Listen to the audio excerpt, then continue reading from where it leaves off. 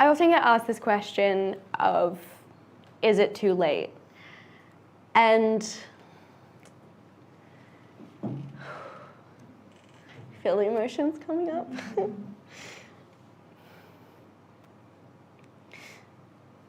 It's really hard to answer because the reality is it's already too late for a lot of people. It's already too late for the 33 million people who have lost their homes in Pakistan. It's too late for the 1.5 million people in Nigeria who have not even made the headlines.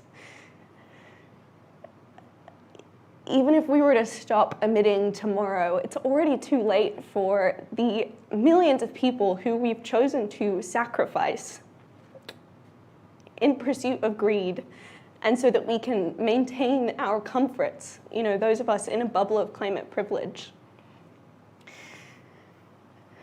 And so I find it hard to hold on to hope sometimes.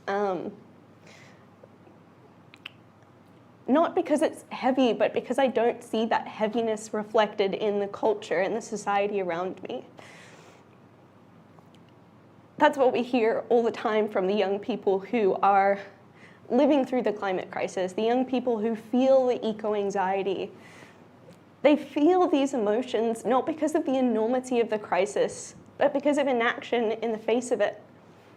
Because companies are still arguing whether they should or shouldn't take action on this crisis because they're being driven by profit, as opposed to making the decision to safeguard the lives of the people who are most vulnerable to the climate crisis, and instead of acting on the opportunity that solving this crisis presents us with.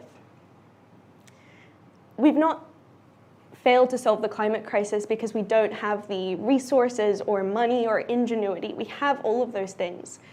It's because we lack the political will. 6.6 million people have died from the pandemic, and the world shut down for 2 years. Every year, 10 million people die from air pollution. Now, what's the difference between those 6.6 million people and those 10 million people?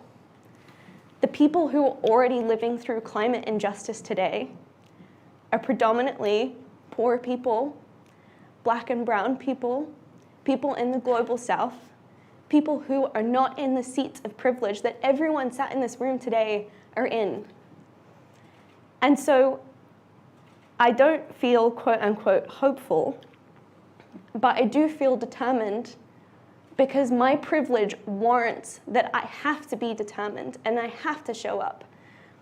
I disagree with the statement that despair comes from a place of privilege. I think despair is a really rational response, but I think defeatism comes from a place of privilege because the people already living through climate change don't have the choice.